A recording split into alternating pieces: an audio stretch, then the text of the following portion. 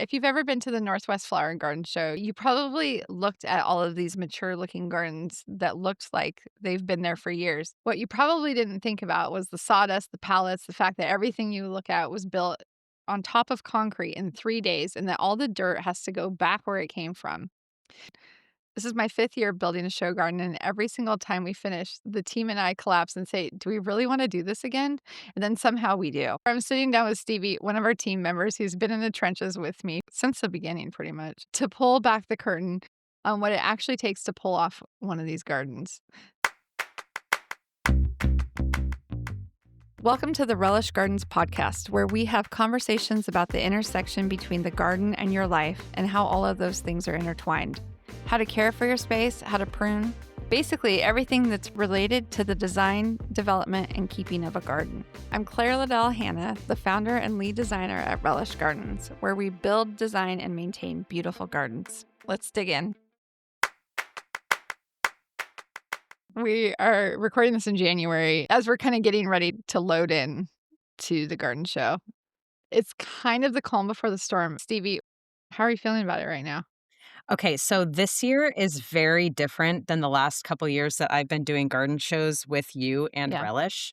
The first couple years, I was very involved. You were sharing things with me as you were coming up with ideas, and I got to see the plans, and I had opinions, and sometimes those opinions were taken into account and actually made it to the final display, to the final garden, which is really exciting. But this year is very different because I've been doing maintenance. And so I don't even really know what the garden is supposed to look like yet. I just recently, right before our break, got this little glimpse, this little peekaboo into what the idea was and what the name is and what we're going for. And I was super excited. It was almost ridiculous how excited I was.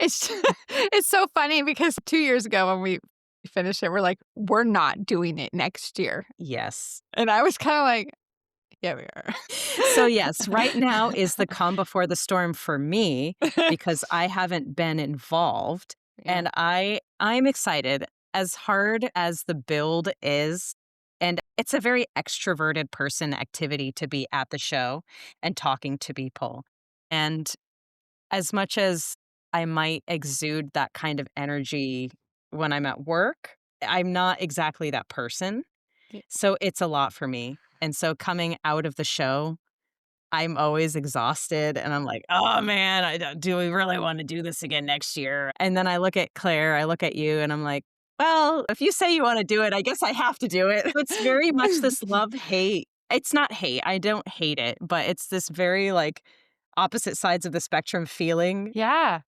Yeah. It's hard though too because it starts on Wednesday and it goes through Sunday, and then the load out is on Monday. So Mhm. that means that we start building that weekend before. It's Yeah. definitely a huge sprint for us Yeah, it's something like 2 weeks. There was a year that it was just me and Jess working that year. You would just, like, just take the week off. We just at took a week first. off. Yeah, Yeah, because it the was a first year. lot. Yeah, it was It's a huge. lot. It is a Yeah, lot. And yeah. then dealing with the aftermath of the show of where does all that stuff go? Oh my It doesn't just gosh. disappear. So much stuff. You have to take it out. You have to take it away with you. It's not just the breakdown of the garden, it's also what happens to it afterwards. You have to organize all the stuff. You have to try to get rid of it. You sell it or donate it or whatever it is. I feel like there needs to be a reality television show of the garden build. The closest thing I can describe it is it feels like we're on Project Runway Mhm. and we are getting ready for the main event. I haven't watched it in years, but it's just make it work, make it work, make it work. The design that we start out with is generally very close, but there's always something that we have to pivot towards and Mhm. we have to readjust because it just didn't work out. We get 3 days. You have to be flexible. If you are not a flexible person, It will building at break the you. garden show is one of the worst things. It will be very difficult for you. So you have to be flexible. You do. I think you have to be able to pivot, like, really quickly on your feet and make a lot of decisions in real time, and it's not the same as building a garden. Yeah. You will grow a lot in 3 days building a garden at the garden show. Well, and the physicality of it. Last year was a hard build. We were the last people there Yeah. the whole time, and it was very physically demanding for, like, days on end. So we'd get up, work, go to sleep, and then, like, every single hour was spent at the garden show. Yeah, like, a couple hours later, you were back at the show is what it felt like. Yeah, yeah, it's like, "Okay, hurry up and sleep now, and Yeah. then hurry up and wake up so you Yeah. can get back." We stayed at the garden show during the build all 3 nights, longer than most people. I think one of our adjacent gardens were there just as late for at least one of the nights. You're just trying to get it done. You're trying to get your list done for the day so that you can be prepared for the next day. Okay, you're exhausted. And then the security guard comes around and he kicks you out. He says, "You have to leave." And so I leave. Claire kicks me out. She's like, "Stevie, you need to go. I'll stay for a little bit longer. I'm going to push it a little bit." So Claire tells me to go. And then I try to walk down to the parking garage, but the door is locked. And so I'm like, okay, I'll just leave the building from the front doors and I'll walk around and I'll try to get in that way. And so I did that and the door was locked and I couldn't get in. And so I walked back to the front door of the convention center and I call Claire and I'm like, "Claire, the door is locked. I can't get into the parking garage." And I'm at my wits' end that night. It's just exhausting. I was working for 12 hours or more or whatever that day. And I call her and I'm telling her this. And then somebody that I didn't know comes up and is talking to me. And I broke. It was the night that broke me. And I crying on the phone and I'm like, "Claire, I need help." And then she puts Jeff on the phone and he's like, "Stevie, we're trying to help you. The Think you security guard is trying to help you." I And then I ended up getting to my car and it was fine. But then I had to drive home and I was all like, well, now I have to go home and I don't get to eat dinner. I have to take a shower, go to sleep, and I have to come back in 4 hours or whatever it was. It wasn't 4. Well, I think the thing is too is they lock you out when you leave, and then Yeah. you also can't get in your car, so you're just in limbo Yeah. Yeah. in downtown Seattle. To build that kind of garden in such a short amount of time, you can't just add more labor to it because if you Mhm. add more people, sometimes you just add too many people and you're working on top of each other. And so you can't actually get the work done that you need to get done. And so it's not like just throw more people at it. You can. There's only room for so many people to work in a small space at a time. And so the only way to do that and to accomplish it is to just keep going. It becomes a safety thing too when you have too many people True. because, like, obviously, what people don't see at the garden show is what you start with. It is the convention center floor. It's all cement. Nothing is there yet except for huge piles of sawdust and compost and a bunch of bulldozers and forklifts and And other rocks. heavy machinery and a ton of rocks, Ton of a ton boulders, of yeah. boulders. Yeah. When you get there, you know which plot is yours, Mhm. and they have little tiny pieces of tape where your 4 corners are, and that's what you start with. And you have to, be aware of your surroundings and be careful that you're not in somebody's way. Everybody is really generally very good at, like, being safe, so that's not really a problem. It's just when you have too many people in your space, that's when it becomes more of something that you have to think about. Yeah, because you have to be able to hop out of the way right away for a giant bulldozer to Mhm. come through. They're huge, and they come through, and they have huge boulders dangling from them on ropes, and I mean, It's a sight to behold. it's a dance. It is. It's a bit of a Uh-huh. dance, and so you have to be able to be flexible, to pivot very quickly. You can go in with your best intentions, but at a certain point, something will happen, and then you have to be like, "Okay, how do we rethink this, like, right now on the fly Mhm. and redo all of the plans that we thought we were gonna have?" I talked to somebody, and last year, she had planned to have, like, 3 extra feet. Something happened, and she lost 3 feet right Wow. before the show opened, and it's like That's a big deal. it's a big deal, and so sometimes you just have to be incredibly flexible and just Mm. go with the flow. Last year, we thought we were gonna get to start setting up in the morning, but we actually didn't even get to start setting up until, like, 1 p.m., Mhm. and so that just put us behind from the word go, Yeah. and we are just struggling to catch up from then on. That's what it felt like. I feel like we got started behind, and then we were just Yeah. playing catch up the whole time, and so I don't think we ever really fully got caught up. I coulda used another day. Like, if I wanted it to be where I wanted it, it would have been another before it opened to the public, and you just don't get it. There's So, always more. there's Yeah. always more. It's always There's hard to, always like, something be to like do. yeah. It's the whole Tim gun. It's like, "Okay, Mhm. hands off," you know? You have to cut yourself off, You and do, knowing when to do that is skill, or it just you run out of time, or they'd make you. or they kick you out. The poor security guard, he's like, "Could you go home?" There was one year that somebody came in and they didn't finish the build, and Yeah, so there was a curtain around their garden during the yeah. show, Yeah, it and they was a just few didn't years finish ago. it. It's Yeah. definitely it's not the same as building a physical garden on site. You have to Mhm. prefab lots of stuff, and you don't do that when you're building on site. You do it all there, and so Yeah. it's not just work harder, it's work smarter Mhm. ahead of time, and if you've never done any set building, it would be kinda daunting.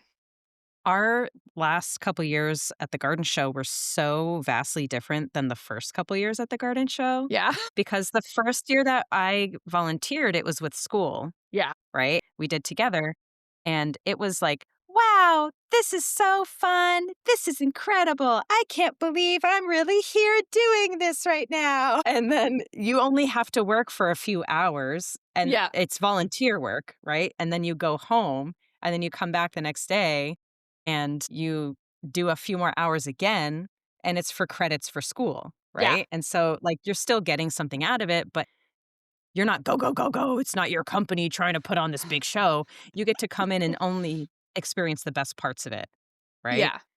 And then coming back and doing it with Relish Gardens, it was just a very different experience. Not any worse, probably better.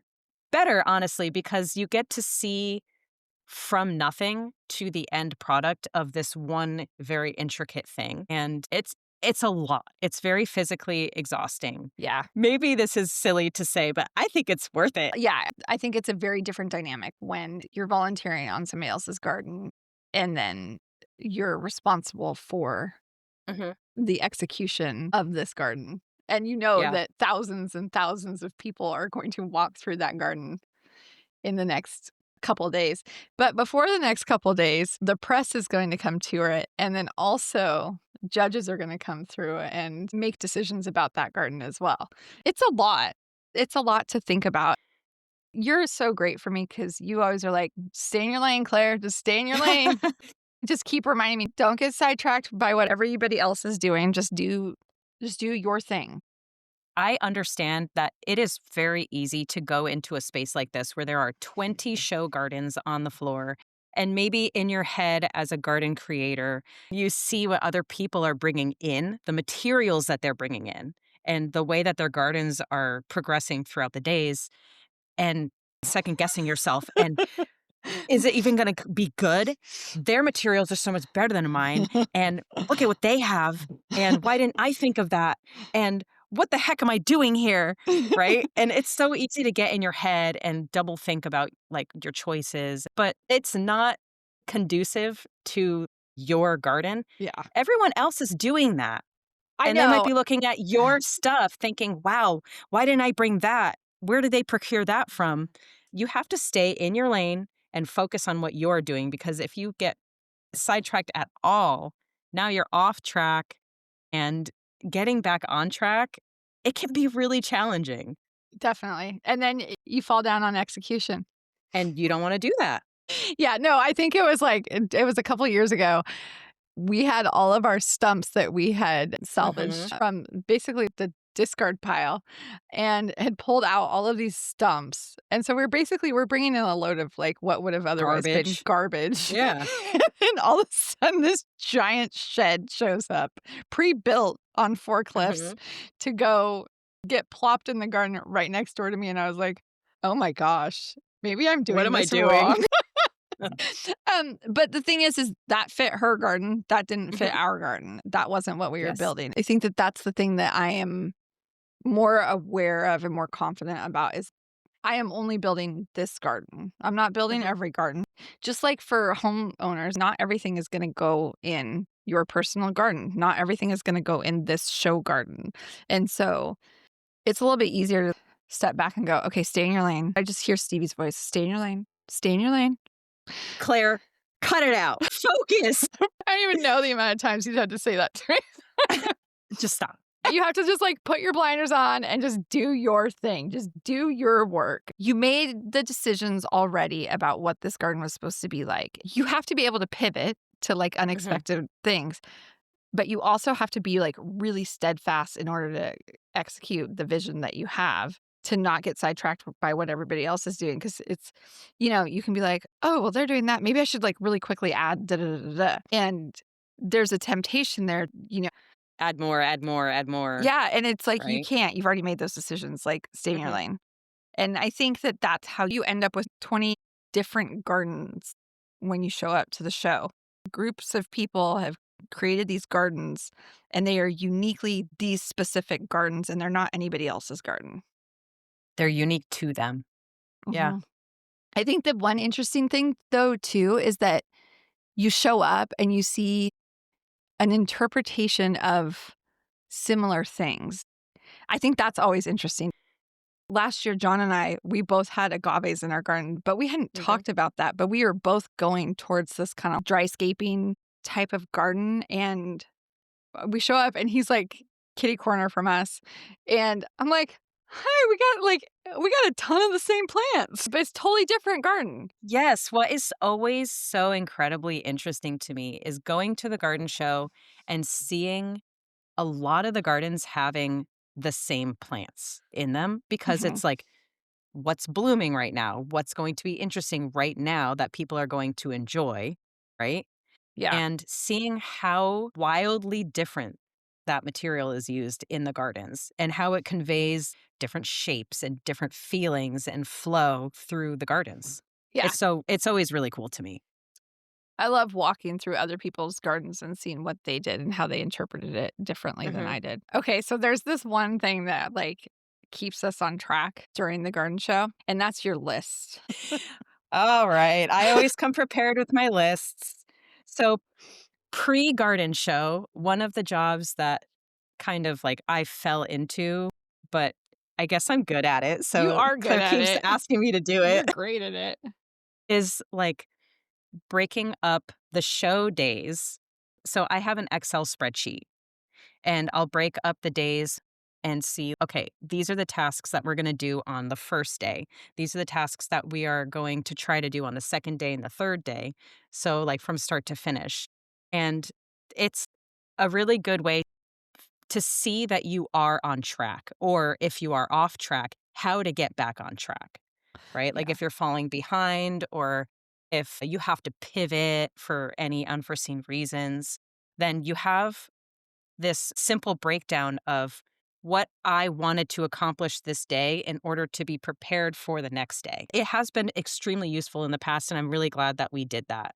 I think the thing that can be really challenging is that when you're used to working in a garden, you're used to working over time. Like, you do this, and then you know that you need to wait, and you need to come back and then do this later. And then you put that off for when it's more beneficial for the plants or the landscape or whatnot. So you're making those decisions over time. The garden show installation does not work like that. It doesn't care Mhm. about your timetable. You have this many hours and you have to go home and sleep at night because they literally kick you out.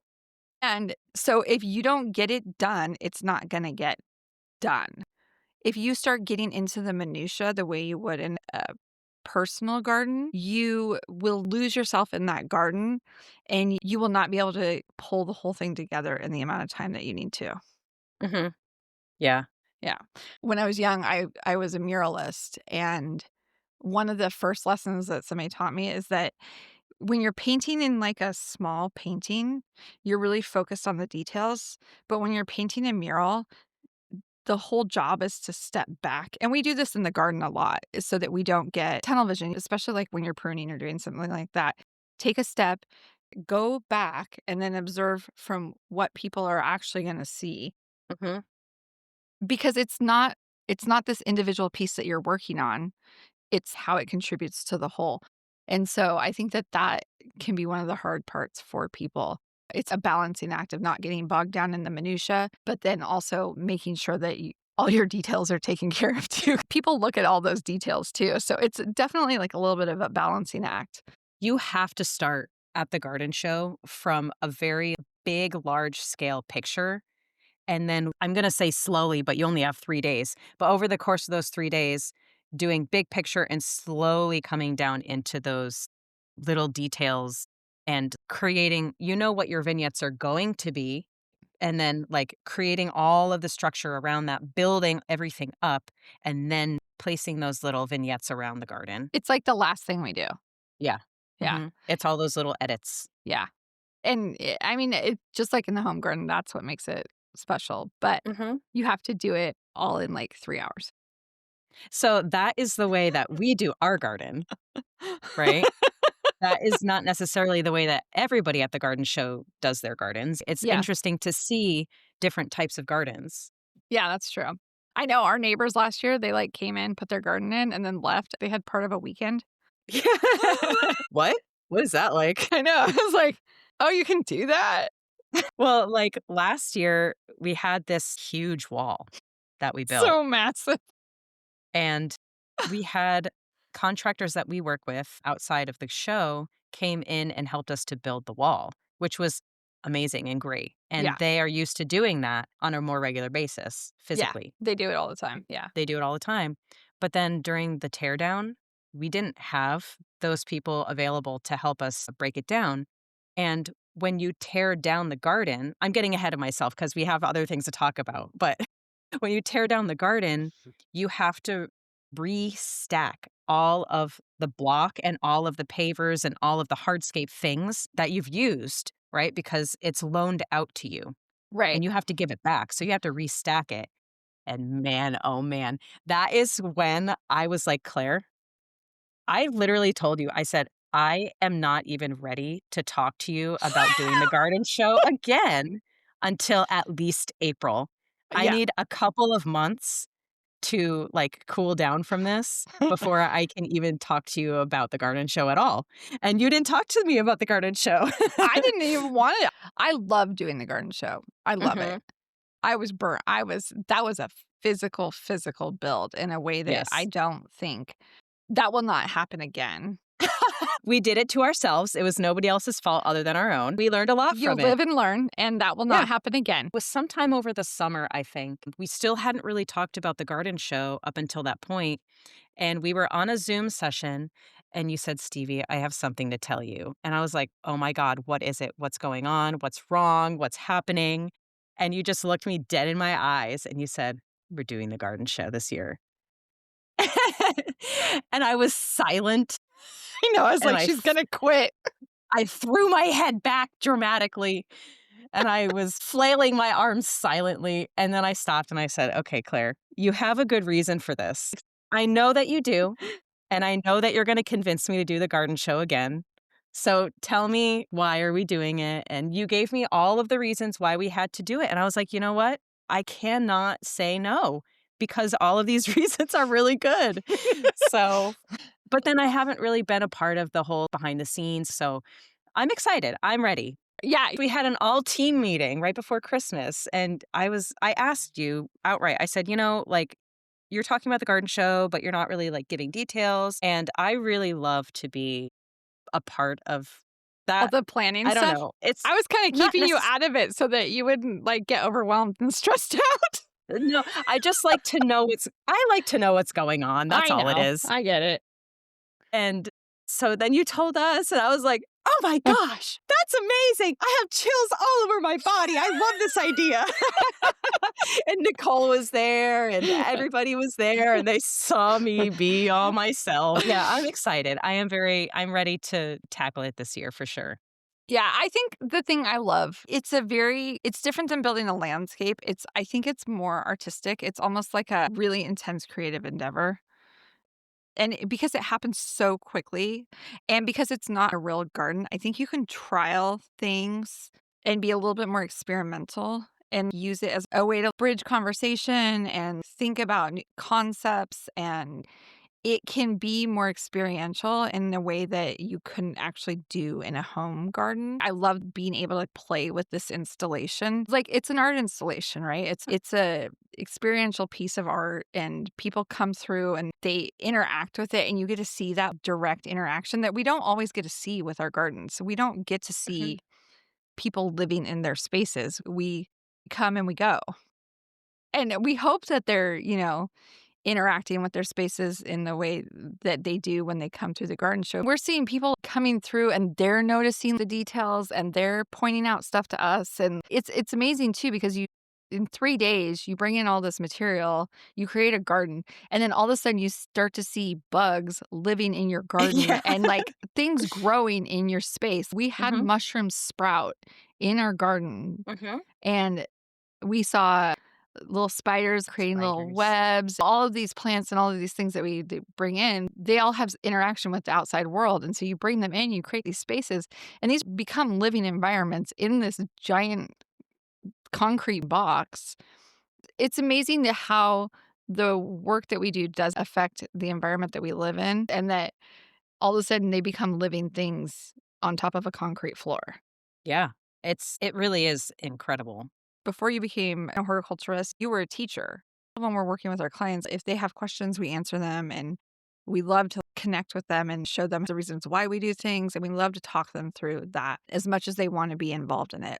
But it's very different because when you have these just like throngs of people coming through, like there's so many questions coming at you about what's this plant? What's that plant? And I think you are always, like, on the floor to answer questions and to teach people about whatever it is that we're doing for that show garden. The first year that we did the show and I had to be on the floor, it was very intimidating Yeah. because I had never done anything like that before. But I have had a lot of experience talking with, families and parents from being a teacher and also from talking to our clients Mhm. who want to learn or know, like the people who are interested.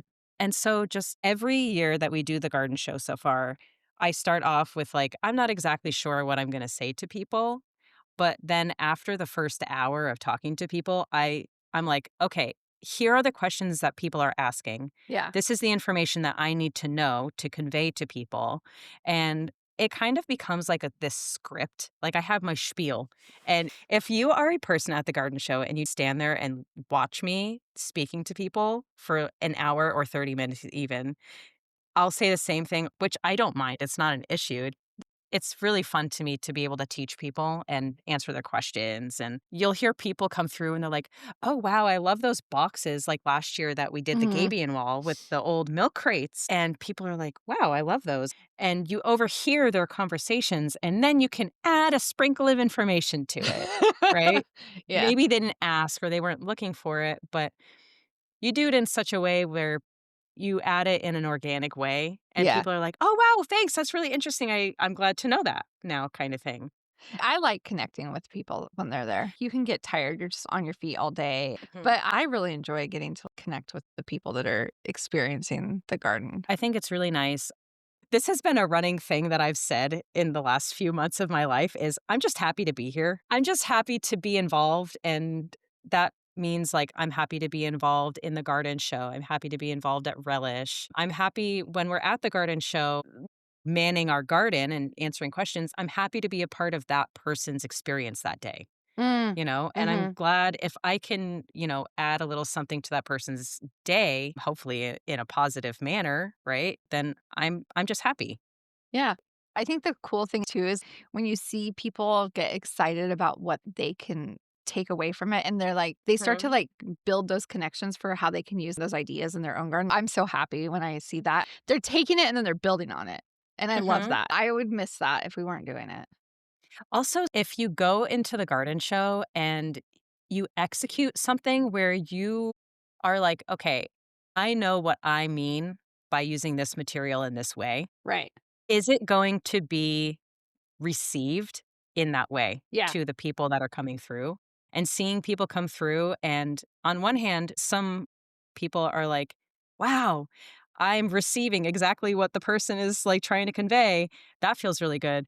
It's also really interesting to see when people are like, "Well, that doesn't make sense. I would never do it that way." And it's like, well, That's fine. They're allowed to have that opinion, Right. you know? Yeah. It's a garden and it's not for everyone. It's made for anyone, but it's not perceived by everyone the way that you want it to be. Gardens are personal things, right? And Mhm. so Yeah. no garden at this garden show is going to be for everyone. Mhm. Like, ideally, there's something that everyone can take something away from, but that Mhm. doesn't mean that that is their garden. Like, "Oh my gosh, you just nailed it. This speaks to me." Sometimes it is like that, and that is really rewarding. It Like, is. Yeah, it is. at It's our lovely. last year's garden, when we did the dryscapes with the agaves, Yeah. a lot of people came through and people saying, "Wow, I come from California, or I come from these, like, dry desert areas, and this is home to me." Yeah. And I was like, "Wow, that's so nice to hear." You're from Connecticut. You're like, I I got know. nothing. This does not bring the nostalgia back." No. But, I mean, whatever, it's a beautiful garden, it's fun to work on, and I'm just happy to be involved. It's interesting, yeah, because people do critique it. Yeah. I don't mind it because it's another entrance into what people are thinking, and I think Yeah. anytime you're in a creative field, you are looking for critique. I'm not trying to say that to open myself up for critique. Please don't. I only have so thick of a skin. That is feedback as well, and Mhm, feedback is valuable. And so anytime you can understand, "Oh, why didn't this hit for them?" And it's like, mhm, "Oh, okay." It doesn't mean that that information is something that I'm going to automatically instill necessarily, but it's information, and it is interesting to see what people don't like, what people do like. And it's one of the things I tell people when I come to visit their gardens. It's like, I wanna know what you hate, because mhm, it's a point of view, I think, is what it is. And I think that is always interesting because all gardens that are loved and nurtured are a point of view. And so when mhm. people come through your garden, it doesn't mean it connects with their point of view, and that's okay. Yeah. I don't know. Yeah, the critiques that you get at the garden show from people that are walking through, Mhm.